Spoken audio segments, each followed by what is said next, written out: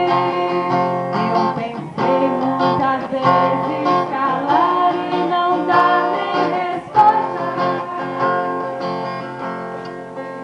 Eu pensei na fuga, esconder-me e longe de ti, mas tua força venceu e ao final eu fiquei seduzido. É difícil agora viver sem lembrar-me de ti. Te amarei, Senhor, te amarei, Senhor. Eu só encontro a paz e a alegria bem perto de ti. Te amarei, Senhor, te amarei, Senhor.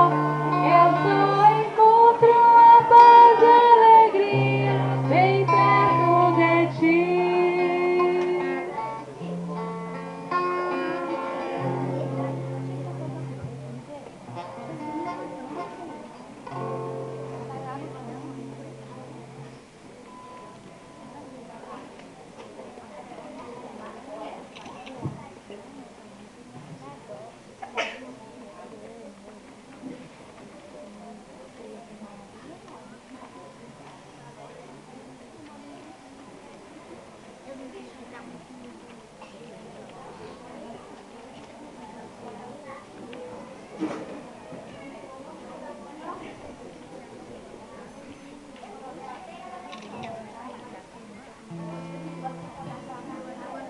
Vamos então assim, fazendo silêncio ainda, deixando Jesus falar em nosso coração, contemplando a vida de Jesus em nosso coração, agradecendo o Senhor por esta primeira Eucaristia, fazendo silêncio, muito silêncio, criança e silêncio.